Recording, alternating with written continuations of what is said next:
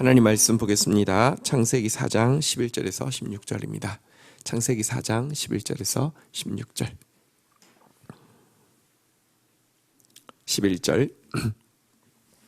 땅이 그 입을 벌려 내 손으로부터 내 아우의 피를 받았은즉 내가 땅에서 저주를 받으리니 내가 밭을 갈아도 땅이 다시는 그 효력을 내게 주지 아니할 것이요 너는 땅에서 피하며 유리하는 자가 되리라.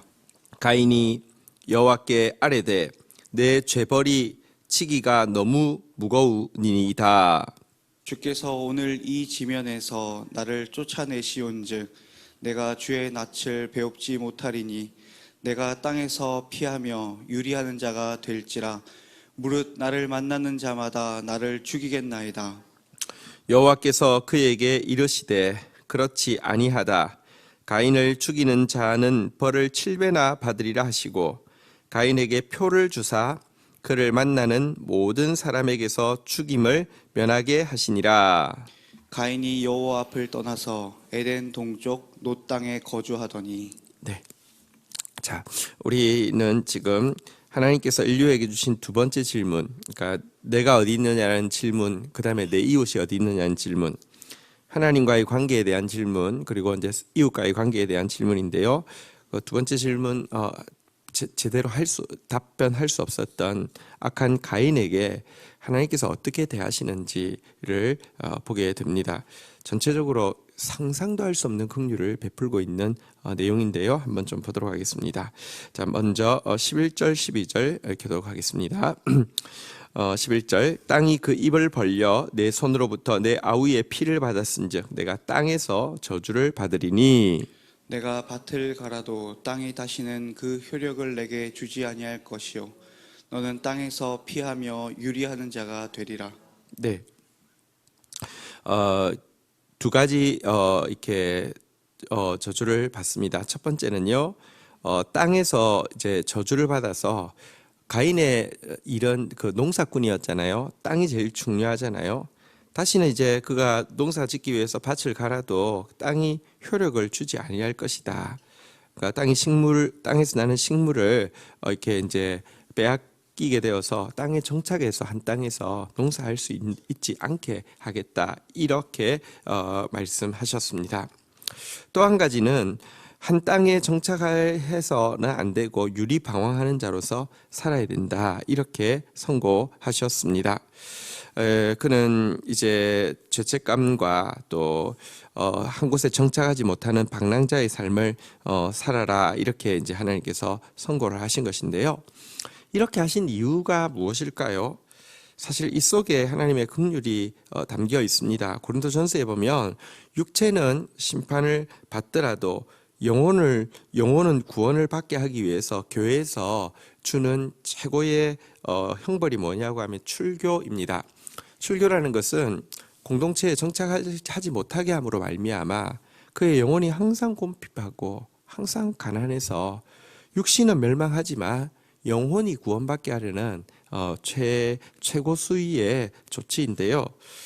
그를 유리방황하게 한 것, 그를 땅에서 저주를 받게 한 것은 사실은 육신의 심판으로 영혼을 구원하게 하기 위한 하나님의 섭리였습니다. 어쨌든 자비가 깃들어 있다는 것입니다. 자, 그렇지만 이 같은 하나님의 조치에 대해서 13절, 우리 14절 이렇게 가인은 항변하고 있습니다. 교독하겠습니다. 가인이 여호와께 아뢰되 내 죄벌이 치기가 너무 무거우니이다. 주께서 오늘 이 지면에서 나를 쫓아내시온즉 내가 주의 낯을 배웁지 못하리니 내가 땅에서 피하며 유리하는 자가 될지라. 무릇 나를 만나는 자마다 나를 죽이겠나이다. 네. 자, 그런데 이 하나님의 선고에 대해서 가인은요, 여기 보니까 여호와께 아뢰되 했는데 이 아뢰되라는 것은 예를 들어 그 선고를 받고 나서 빌면서 하나님 안 됩니다 뭐 이런 자세가 아닙니다. 여기 아뢰되라는 것은 의견을 이제 개진하는 것이죠. 이렇게 저는 제 생각은 그렇지 않습니다. 그 좀 받아들일 수 없습니다. 이제 의견을 개진합니다. 의견을 개진하는데 내 죄벌이 지기가 너무 무거우니이다. 이것도요, 뉘앙스가 이거 하나님 너무 무겁습니다. 좀 어떻게 안 될까요? 이런 뜻도 아니고요. 이거 내가 치기엔 너무 지나칩니다. 나 거부하겠습니다. 난 원치 않습니다. 이런 이제 뉘앙스입니다. 순순히 치지 않겠다는 것입니다. 나 이거 드릴 생각 없는데요. 제 생각은 다른데요. 이런 식으로 지금 하나님 앞에 대꾸하고 있습니다. 여러분, 그가 지금 이 범죄한 것이요, 단지 그의 육신뿐 아니라 영혼까지 파괴했다는 것을 이 장면을 통해서 보게 되는데요. 보십시오. 자기의 죄에 대해서 회개하지 않고요, 단지 자기가 받는 형벌에 대해서만 이렇게 불평하는 정도로 양심에 굳어 있는 것입니다. 그래도 동생을 죽였고, 그래서 하나님 앞에서 이렇게 심판받고 있다고 하면 무언가 뭐랄까요? 정말 잘못했는데 하나님 너무 힘듭니다. 좀 불쌍히 여겨주십시오. 이런 차원이 아니라니까요. 이것은요, 자기 잘못한 것에 대해서는 완전히 양심이 굳어가지고 조금도 느끼지 않고 자기가 받을 형벌에 대해서만 불평하는 정도는요, 영적인 생명까지 굳어버렸다는 것을 보여주고 있고요. 죄는 육신의 생명뿐 아니라 영적 생명까지 굳게 할 정도로 무시무시하다는 사실도 잘 보여주고 있는 것입니다. 그러면서 컴플레인이 내가 유리하게 되면은 이 나를 만나는 자들이 나를 죽일 것이라고 이렇게 이제 그 이유를 대면서 유리하는 것도 받아들이지 않겠다, 이렇게 지금 이야기를 하고 있는 내용입니다. 여러분, 이것은 내가 범죄하고 나면요, 내가 범죄를 인정하든 인정하지 않든 한 가지 동반되어지는 게 있는데요. 우리가 하나님의 뜻을 행하고 나면 사자처럼 담대해지는데요, 내가 범죄하고 나면요, 쫓아오는 사람이 없어도 두려움을 느끼게 됩니다. 지금 실제하는 어떤 위협 때문이 아닙니다. 가인을 자기를 만난 사람이 자기를 죽일 것이라는 것이 어떤 실제하는 위협이 아니라, 여러분, 하나님의 뜻을 범하고 나면 두려움은 그냥 세트로 동반되어지는 것입니다. 자, 이렇게 이제 하소연하면서 어쨌거나 받아들이지 않겠다고 이렇게 항변을 하고 있죠. 물론 이제 여기 14절에 있는 내용, 누가 죽이느냐 가인을, 이것 가지고 많은 사람들이 이야기합니다. 자, 그러나 이 성경의 이야기가 인류의 족보 이야기가 아닙니다. 상식적으로 생각하면 여기 뒤에 가면 이제 아담의 나이, 또 예를 들면 가인의 나이, 생존 이제 연대가 쭉 나오는데요. 그것을 그 연대를 중심으로 계산하면 순리적으로 계산해도 한 사람이 예를 들면 이제 아담이 죽는 때가 이렇게 순리적으로 그냥 그 계산대로 계산해도요, 6대 손까지를 이제 보게 됩니다. 그럴 정도면 6대 손을 보게 되고, 가임 기간을 이렇게 계산을 하게 되면 산술적으로 생각해도 숫자가 엄청나게 많은 숫자가 생길 수밖에 없습니다. 근데 왜 자손을 그러면 가인, 아벨, 셋 이렇게만 이렇게 기록을 했느냐? 그것은 구속사에 필요한 인물들에 대해서 기록하고 있는 것이지, 인류 전체의 어떤 혈통 족보를 기록하는 것이 성경의 목적이 아니기 때문에 그렇습니다. 어쨌든 여기서 지금 이야기는 실제 어떤 먼 친척들이 되겠죠. 이제 막 이렇게 벌써 이렇게 한 사람이 5대 6대까지를 볼 수 있는 때라고 하면, 근데요, 이들이 막 어떤 동맹을 맺어서 가인 죽이기로 어떻게 결성했다, 이런 차원이 아니라요, 범죄하고 나면 스스로가 쫓아오는 사람이 없어도 공포를 느낀다는 것을 보여주고 있습니다. 자, 이렇게 항변하자 하나님은 지금 한번 생각해 보십시오. 가인이 이렇게 항변해서 안 받아들이는 것이 가인에게 복될까요? 아니면 하나님 뜻대로 받아들이는 게 가인에게 복될까요? 하나님 뜻대로 받아들이는 게 복됩니다. 땅에서 유리하는 자가 되는 것이, 그래서 영혼 구원받는 것이 복됩니다. 근데 안 받아들이려고 하니까 하나님이 받아들이게 하려고 15절 같이 한번 읽도록 하겠습니다. 읽겠습니다. 시작. 여호와께서 그에게 이르시되 그렇지 아니하다. 가인을 죽이는 자는 벌을 7배나 받으리라 하시고 가인에게 표를 주사 그를 만나는 모든 사람에게서 죽임을 면하게 하시니라. 하나님께서 너 꼭 유리방황해야 돼. 그리고 너 유리방황 못하겠다고 이야기하는 누가 너 죽일 거라고 이야기했는데 그런 일 안 일어나도록 내가 보장할게. 이렇게 이야기하시면서 말로만 보장이 아니라 표를 주셨다. 이렇게 기록되어 있습니다. 그 표가 무엇일까요?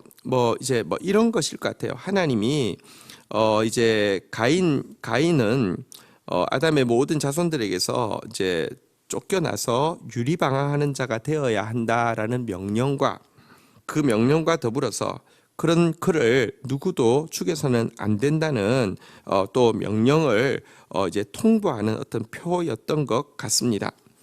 하나님께서는 그에게 살인한 그를 즉각적으로 죽여서 심판하지도 않고요. 하나님의 선고를 거부하려고 하는 그를 또 즉각적으로 너는 희망이 없어. 너 정도로 양심이 굳은 사람은 이제 안 돼라고 하면서 심판하지도 않고요. 설득해서 이 선고를 받아들이도록 하고 있는 것입니다. 여러분, 한편으로는 여기에는 하나님의 공의로운 심판이 들어있고 다른 한편으로는 하나님의 긍휼이 얼마나 큰지 긍휼도 들어있음을 보게 됩니다. 그러면서 표를 주시면서 이 심판의 표와 긍휼의 표로 어떻게든지 유리방어하는 자가 되어서 내가 너 보장할게. 너 절대로 영혼 망하지 않도록, 너 절대로 지옥 가지 않도록 내가 보장할 테니까 너 내 선고를 받아들이고 정말로 그 고통 가운데 회개하라고 하나님께서 권면하고 있습니다. 참 이게 가벌이 바뀐 것 아닙니까? 가인이 제발 날 좀 멸망하지 않게 해달라고 해야 되고 하나님이 너 정도는 안 되겠다 이렇게 해야 될 것 같은데 거꾸로 됐어요. 가인이 큰 소리 치고요. 이 있습니다. 나는 그냥 받아들이지 않을 건데요. 이딴 식으로 나오고 있고 하나님은 내가 보장해 줄 테니까 너 고통 가운데서 유리방황하다가 구원받아야 되지 않겠니? 지금 거꾸로 돼 있는 것입니다. 여러분 교만이 지금 보십시오. 하나님은 아직도 사랑이 있기 때문에 약자가 돼 있고요. 가인은요. 하나님을 향해서도 영혼을 향해서도 사랑이 없기 때문에 거만하기가 이럴 데가 없습니다. 하나님보다 더 큰 소리 치고 있습니다. 어쨌거나 이 정도까지 하나님이 빌고 계시면 사실 우리 찬송가에 그런 찬송이 있잖아요. 날 위하여 이렇게 이제 주님이 이제 비신다 이런 그 가사가 있습니다. 영어로 보면 조금 더 이제 아예 빈다는 가사를 이렇게 쓰고 있습니다. 여러분 이렇게 하나님이 빌면 그제서라도 숙여야 되지 않을까요? 자, 근데 가인이 결국 어땠을까요? 자, 우리 16절 같이 한번 읽도록 하겠습니다. 읽겠습니다. 가인이 여호와 앞에 떠나서 에덴 동쪽 놋 땅에 거주하더니. 자, 여기 보니까요. 가인이 여호와 앞을 떠나서 에덴 동쪽 놋 땅에 뭐 했다고요? 거주했다라는 단어는요. 그러니까 이제 이렇게만 하면 무슨 뜻인지 좀 느낌이 안 들지만 정착했다는 것입니다. 하나님 정착하지 말라고 했잖아요. 정착하지 못하게 했잖아요. 어떻게든지 그냥 정착했습니다. 다시 말하면 방랑자의 고통스러운 삶을 통해서 천국을 회복하는 대신에 세속적인 안식처를 얻기로 그냥 결정해버리고요. 결심하고요. 눌러 앉았습니다. 여러분 눌러 앉으면 어떻게 생각하십니까? 막 재앙이 따라가지고 아예 눌러 앉을 수 없도록 하나님께서 막 계속 괴롭힐까요? 그렇지는 않습니다. 인간이 여러분 끝까지 거부하면 하나님 방치하십니다. 방치하면요. 놋 땅에 거주할 때 내일 본문에 보시면요. 성도 짓고요. 세상적으로 보면요. 자식들도 잘 됩니다. 근데 완전히 하나님과 상관없는 그리고 결국 그 육대손 지나고 나면요 노아 홍수가 와서 영원한 멸망 전에 이미 완전히 그 족보가 다 끊어지도록 하시는데요. 그래도 잠시 보기에는요 정착하기 잘했지, 성 쌓기 잘했지, 자식 새끼들 내 방식으로 교육하기 잘했지. 왜냐하면 겉으로 보면 뭐 재벌도 나오고요. 겉으로 보면요 뭐 엔터테인먼트 뭐 그 저기 이렇게 누구냐 저기 뭐죠 그 저기 여기 그 저기 죄송합니다. 죄송합니다.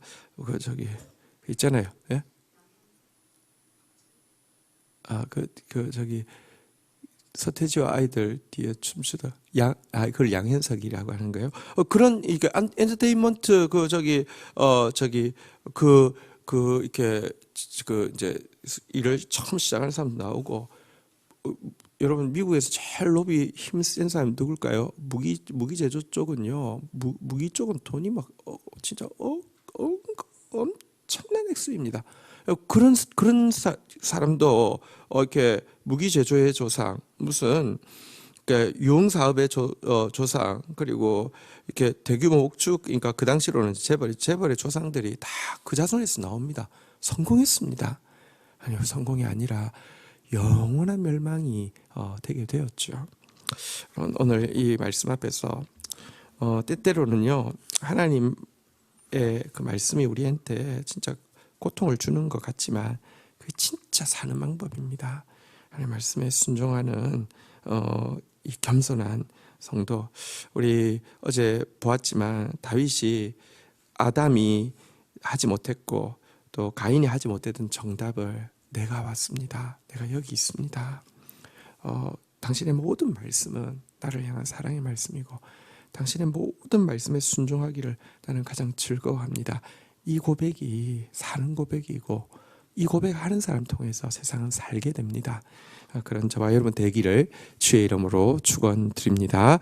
주신 말씀 붙잡고 주님 앞에 나아가 기도하는 시간 가지도록 하겠습니다. 함께 기도하시겠습니다. 하나님 감사합니다. 오늘 징계 가운데서도 긍휼이 가득 차 있는 하나님의 모습.